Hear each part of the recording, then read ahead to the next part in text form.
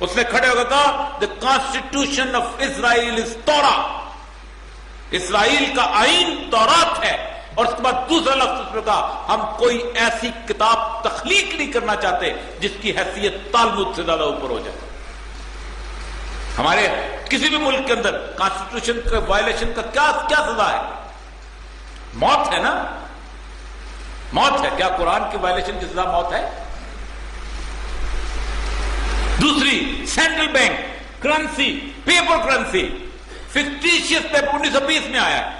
Fictitious paper currency, ایک کاغذ کا نوٹ جس کے اوپر لکھا جائے کہ میں 1000 روپے کے بدلے میں آپ کو غلہ دوں گا، چینی دوں گا، چاول دوں گا. اور پاکستان کی حالت یہ ہے کہ 323 ارب کے نوٹ ہیں، سیکورٹیز ہیں ہمارے پاس، اور ہم نے 920 ارب روپے کے نوٹ جاری کیے ہوئے ہیں. اور اس کے اوپر ایک بینکنگ سسٹم آیا جس کے اوپر international banking international settlement bank of settlements بنایا گیا کہ جو کہتا یہ ہے کہ Nigeria is an oil rich country جس کے بعد سعودی عرب سے زیادہ تیل ہے، اس کی کرنسی ڈاؤن ہے. اور فن لینڈ جہاں گھاس نہیں اگتی وہاں اس کی کرنسی زیادہ ہے. کیا پیپر کرنسی کیوں لائی گئی؟ اس لیے لائی گئی کہ میں بھی 50 ارب ڈالر خریدوں گا، آپ بھی 50 ارب ڈالر خریدیں گے، وہ بھی 50 ارب ڈالر خریدے گا. ہم مل کے 300 ارب ڈالر لے کے کیا خریدنے جائیں گے؟ تیل. اور تیل کس کا ہے؟ مسلم امہ کا. آج اگر تیل پاکستانی روپے میں بکنا شروع ہو جائے 80 روپے کے ڈالر کے ایک پاکستانی روپیہ ہو جائے گا، صرف اس لیے کہ اس کرنسی کو اسٹیبلش کیا جائے. ایک فکٹیشیس آرٹیفیشل کرنسی کریٹ کی گئی اور اس کے اوپر ایک بینکنگ سسٹم بنایا گیا. 45,000 کارپوریشنز ہیں. ان 45,000 کارپوریشنز کو 500 کور کارپوریشن جو ہیں، ملٹی نیشنل جو ہیں، وہ کنٹرول کرتی ہیں. ان کو 20 بینک، اور بینک پیسہ نہیں دیتا، بینک بھروسہ بیچتا ہے. ایک آپ پیسہ لے کے نہیں جاتے، آپ 10 لاکھ روپے کا ایک ٹرانزیکشن نوٹ لے کے جاتے ہیں.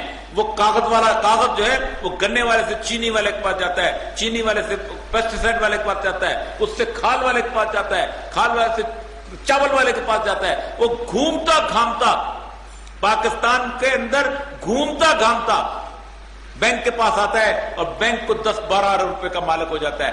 پاکستان کی ٹوٹل جو ویلتھ ہے وہ 323 ارب ہے، اور اس کے اوپر جو نوٹ جاری ہوئے وہ 970 ارب روپے ہیں.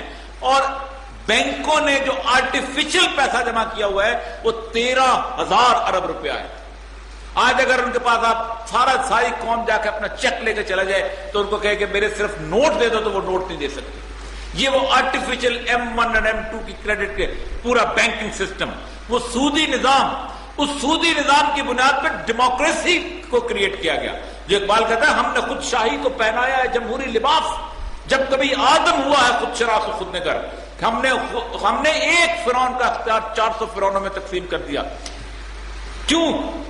اس لیے کہ ان کو اندازہ ہو گیا تھا کہ اب دنیا تھوڑا سی پڑھ لکھ گئی ہے. پہلے بابر آتا تھا، اس کو ہم فوج دیتے تھے، ہم اس کو سپاہی دیتے تھے، ہم اس کو غلہ دیتے تھے، ہم اس کو کھانا دیتے تھے، وہ آگے جا کے فتح کرتا تھا اور مجھے وہ گورنر لگا دیتا تھا. اب کیا ہوتا ہے؟ They develop party funding, party system. $6.8 billion Obama کے پاس نہ ہو تو اس کا باپ الیکشن نہیں جیت سکتا. 3.9 بلین یورو جو ہے سرکوزی کے پاس نہ ہو تو اس کا باپ الیکشن نہیں جیت سکتا. آپ حیران ہوں گے.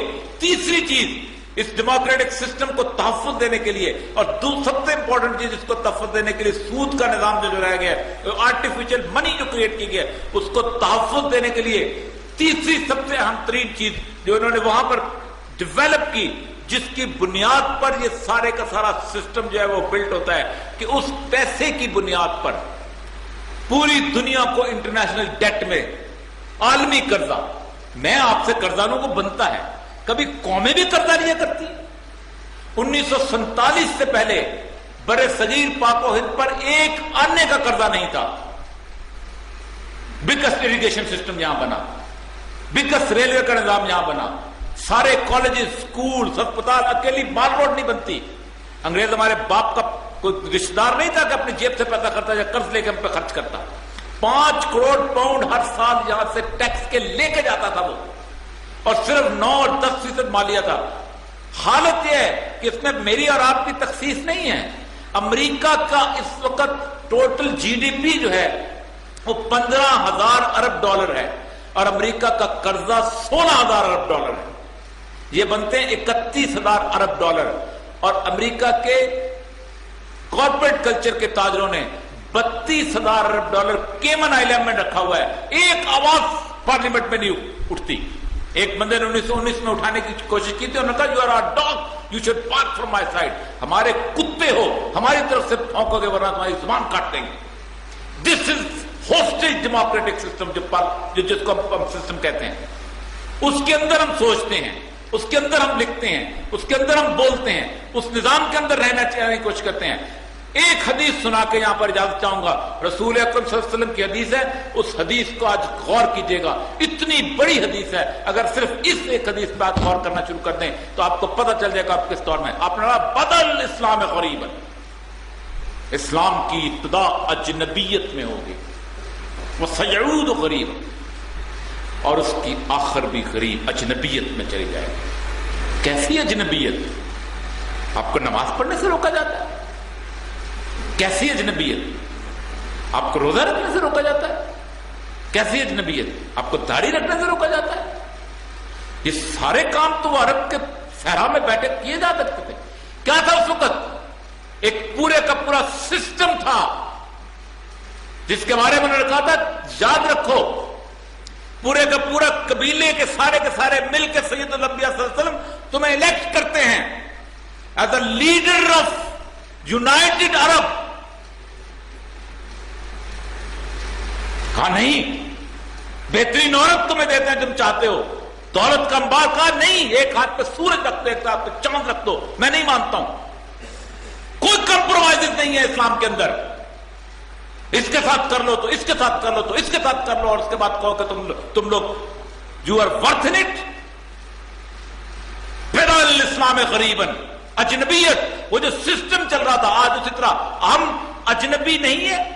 پارٹ ٹائم اسلام اجنبی نہیں ہے. ماڈرن اسلام جس کو ہم کہتے ہیں، جس کے اندر ہم ایک ڈنر پہ بیٹھ کے کھانا کھاتے ہیں، میں اور جارج ڈبلیو بش، اس میں ہم اجنبی اسی طرح ہیں جیسے سید الانبیاء کی آواز اجنبی تھی پہلے دن جب اٹھی تھی. نہ ہم اکنامک سسٹم ہمارے مطابق ہے، نہ گلوبل پولیٹیکل سسٹم ہمارے مطابق ہے، نہ کسی اور چیز کا تصور ہمارے مطابق ہے. کھڑے ہو کے کہا تھا ٹونی بلیئر نے، جارج ڈبلیو بش نے، کہ they are taking our lifestyle from us. یہ ہم سے ہمارا لائف اسٹائل چھیننا چاہتے ہیں. میں پورے ملک سے کتنے لوگ بیٹھے ہوئے ہیں سوال کرتا ہوں، میرا لائف اسٹائل کیا ہے؟ میرا لائف اسٹائل یہ بینکنگ سسٹم ہے. میں کھڑے ہو کے اپنے وزیر اعظم کو خلیفہ نہیں کہہ سکتا ہوں. کیوں کہوں میں؟ مجھے برا لگتا ہے، مجھے شرمندگی ہوتی ہے. اگر سلطان عبد الحمید آخری خلیفے کو بھی خلیفہ کہتے تھے، خدا صاحب نے تھی وجہ، اس کو کہنے سے میرا تعلق 14 سال پہلے بنتا ہے ابو بکر صدیق کے ساتھ. میں اس سے وہ چیز ایکسپیکٹ کرتا ہوں، لیکن جب میں اس کو وزیر اعظم کہتا ہوں تو میں اس کو ایکسپیکٹ کیا کرتا ہوں؟ اس شخص سے کہ جس کے 10,000 افیئر بھی ہوتے ہیں، جو چوری بھی کرتا ہے. جب تک آپ اپنی ٹرمینالوجی میں بولنا، اٹھنا، بیٹھنا، چلنا، پھرنا نہیں سیکھیں گے، اس وقت تک آپ کبھی بھی اپنی کہہ سکتے. آپ وہی پارٹ ٹائم اسلام کر رہے ہیں جو کرتے ہیں. پاکستان کا بنیادی مقصد کیا تھا؟ ہم نے واحد اس ملک کو 10 لاکھ لوگوں نے، شہداء نے قربانی دی تھی، اس ٹرمینالوجی سے باہر نکلا تھا 1947 میں. ٹرمینالوجی کیا تھی؟ قومیں رنگ سے بنتی ہیں، نسل سے بنتی ہیں، زبان سے بنتی ہیں، علاقے سے بنتی ہیں. ہم نے کہا تھا نہیں، ہم تمہاری ٹرمینالوجی نہیں مانتے، ہم تمہارا ٹرمز آف ریفرنس نہیں مانتے. ہم اپنے ٹرمز آف ریفرنس میں قومیں مذہب سے بنتی ہیں، قومیں لا الہ الا اللہ سے بنتی ہیں، اور اس کے بعد ہم نے اس ملک کے ساتھ وہ کیا ہے کہ اس کا ہم تصور نہیں کر سکتے. اس سارے سسٹم میں، اس سارے معاملے کے اندر آخری بات جو کرنا چاہتا ہوں، فرمایا وَهُمْ مِنْ كُلِّ حَدَبٍ يَنْسِلُونَ، وہ تم پہ ہر بلندی سے حملہ آور ہوں گے. آپ کی ساری فحاشی کہاں سے آتی ہے؟ سیٹلائٹ سے. آپ کا سارا بینکنگ سسٹم کہاں سے آتا ہے؟ سیٹلائٹ سے. آپ کی ساری اکنامک مائٹ کہاں سے آتی ہے؟ سیٹلائٹ سے. آپ کے ڈرون حملے کہاں سے آتے ہیں؟ سیٹلائٹ سے. آج ہم جس سرزمین میں رہتے ہیں اس سرزمین کا صرف ایک قرض ہے.